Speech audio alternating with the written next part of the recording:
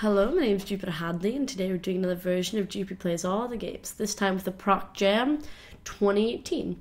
The ProcJam is a procedural generation jam that challenges developers to make something that makes something. Basically, you're just meant to make something that has to do with generative software. It can be a game, it can be art, it can be music, it can be wallpapers, it can be whatever. And then you submit your work. There's no actual ending deadline, however, on October 19th to October 29th was when the actual jam took place. There was also a bunch of talks and resources released, there was some asset packs released, some tutorials released, and more and more and more. ProcJam's a really amazing jam, and if you want to help promote it, you should check out the jam page and take a look for next year's ProcJam. I'm playing all of the things that were entered. We're checking them out for about a minute each, 10 per video. Links to the individual projects will be in the description, so you can check them out. At the end, I'll probably have an article of my favorites up on Big Boss Battle, which you can see when that comes around. Thank you very much for watching and liking and commenting and subscribing. If you want to support what I do, consider checking out the links in the bottom of the description to my social media platforms and Patreon. Next. We're checking out Simple Population Genetics Simulator. So these are a bunch of creatures and they all have different colors, basically. And you can find the ideal color. I feel like the ideal color, ooh, that's beautiful. That's going to be the ideal color.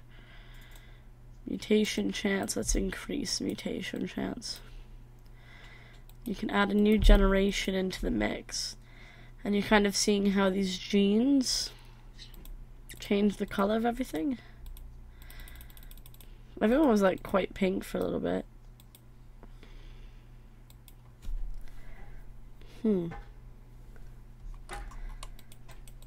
This is interesting. Let's make them definitely they can do this. I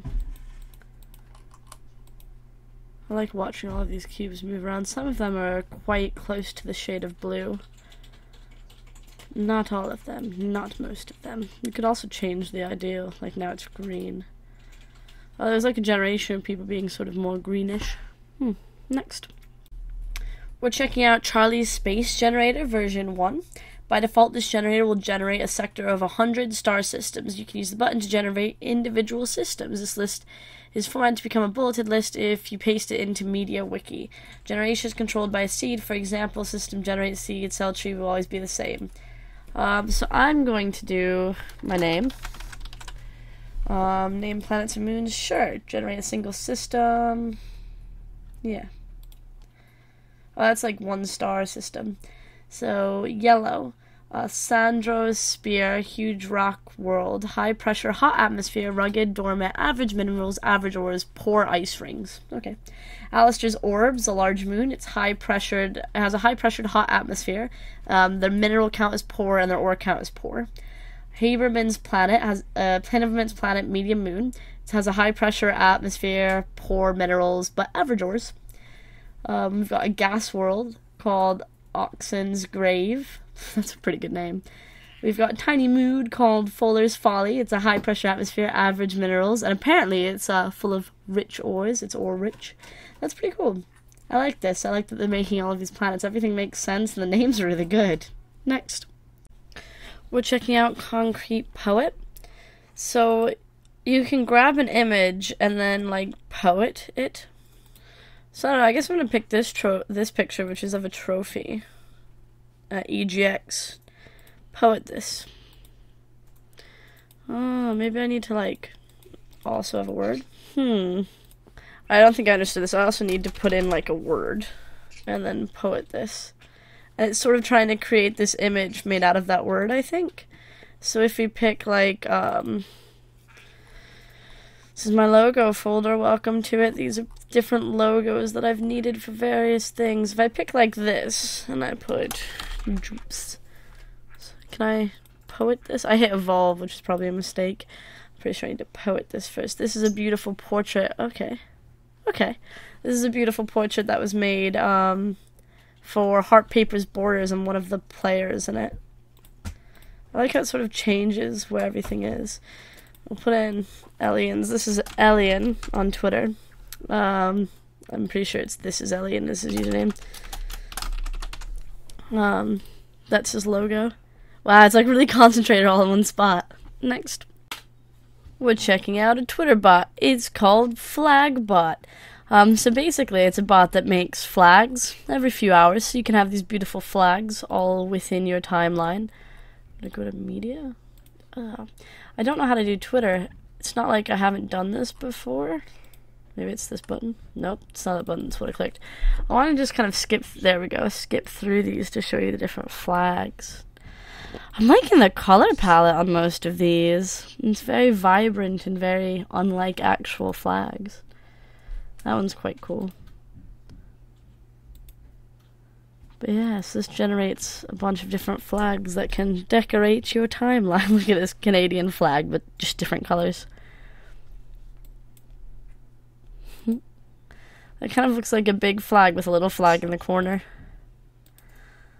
But yeah, FlagBot.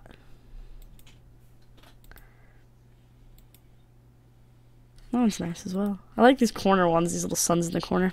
Next. We're checking out SkullGen, which generates these various 3D skulls of different colors. They're all really nice as well. I like the amount of missing teeth on some of these. Like, that one's perfect. But yeah, you can just cycle through a bunch of skulls. And this is just a browser-based thing. If you need some skulls for a project, look at all these. Look at that one. That last one looked like he was punched in the side of the face. These are all really cool. It's a very simple thing, but it's very nicely done.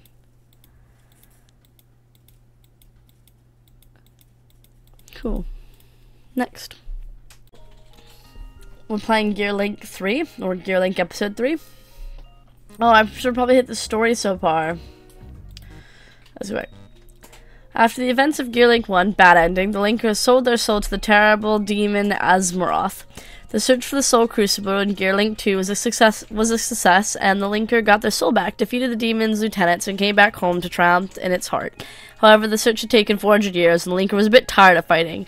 Who would protect the kingdom of Agar Knil now? Well, us, I guess. Let's restart. Cool, confirm. Yeah. Hello and welcome to Gear Link 3. This is a deck building card game where you slowly build up a deck. Basically a deck building deck to defeat monsters. Let's start with the tutorial map. Cool. Click on this. I mean, clicking on this does literally nothing. What? Let's start with a tutorial map. Click the Elgar cast, select it. I guess you gotta click a lot. Fight. Welcome to Gear Link 3. Here's a short tutorial of the basics of the game. The core goal of each fight is to get the enemy's health shown on the top red, while keeping your health shown on the bottom, yeah. This game is a series of turns, phases, so draw, fund, action, train, end. The enemy goes action, end, and the cycle restarts. Let's go through each phase step by step. Cool. Draw phase. I get cards. A bunch of peasants. They're all also tomatoes. Tomatoes? Peppers. Each card in Gear Link has a few similarities. They have a name, an icon, a type, and a level. Some are resources you play during the fun phase. Others are actions. Here are the card details. Peasants are the base of any great kingdom. They produce gold. Cool. Fun phase. You play resources that usually can give you gold. Sometimes you have other effects. You need gold to play actions. All gold gained is lost at the end of the turn. Oh, and all unplayed cards as well. Wow. Play cards get to your rest pile, and they get shuffled back in. You don't need gold right now. We need a militia to attack during training dummy. To attack the training dummy. So we can play a couple of these. Okay, thank you. So we get gold from this. I'm gonna play all of them, because ones get discarded if you don't play all of them anyway. Oh, I can't. I think that's it. Okay. Action phase. During action phase, you play, well, action cards. Their main use is to get you to attack in order to do damage, but you often find they give you more actions, extra turns, etc. Unlike resources, action cards have a gold cost that you need to pay in order to play them. Cool. Like, yeah, we can't play you, so. Train is where you evolve cards by giving them new abilities, allowing them to do stuff that you want to do. You usually get one. Alright, so I guess we'll train you. Now you're like a weapon. Cool. Peasants are yeah, so they can be trained. Got it. So then they'll do stuff. Lots of stuff happened. They missed us. Cool. Alright. So we're gonna drop our things. Hopefully we get that one peasant who's also a militia. We did not get the one peasant who's also a militia. But I guess we'll take some gold. It's a neat card game.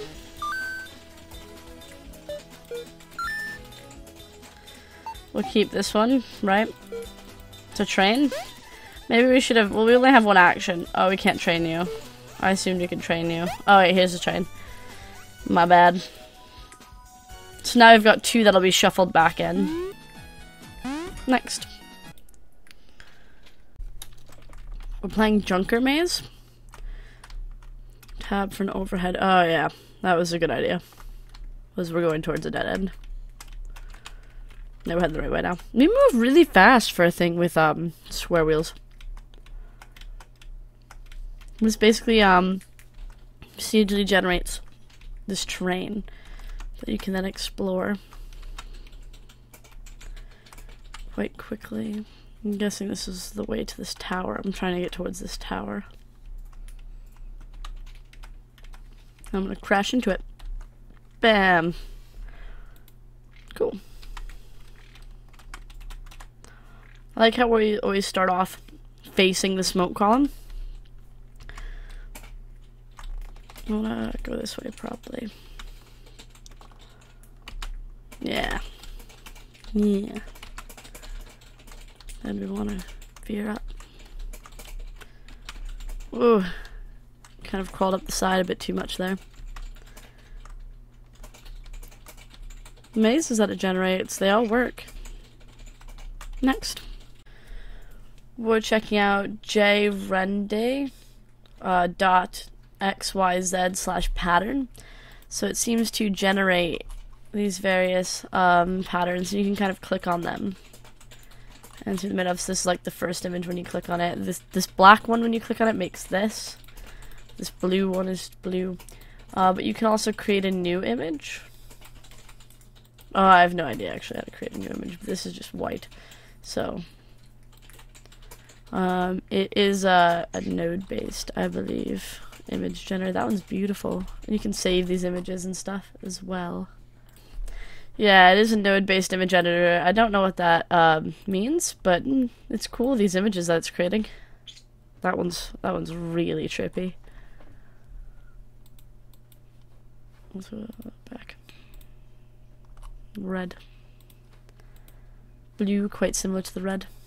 Next. We're checking out Voxel World. So basically, this generates a world much like Minecraft. Oh, I can't fall down. I want to go down into there. Ooh, it's like a cavern. So it's kind of like a laggy version of like Minecraft, and it's generating the world. I'm pretty sure I generated into a box. It's a very good start. It does say that it's like poorly optimized. To exit, if you rush too much ahead, you'll fall down. So you're supposed to walk slowly. I kind of made a mistake, but it's a good start. They've made something. Yep. Next. We're checking out color perception test. There is like no information on this game, but it made this, which looks like a 41 to me. I don't know if I'm meant to like wait here, if more appear, like if it gets darker, etc., etc. But it's definitely a 41 to me.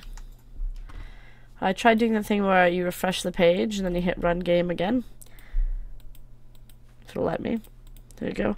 And it just generates a new 41, so I'm not sure if it's just procedurally generating where the dots are around the 41 or within the 41.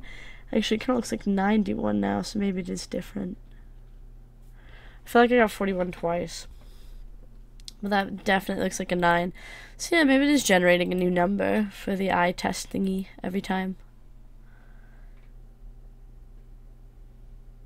Yeah, because that's nothing. Or it's definitely nothing green. It looks like a 96 to me if we're going to do orange. I like how it slowly builds up.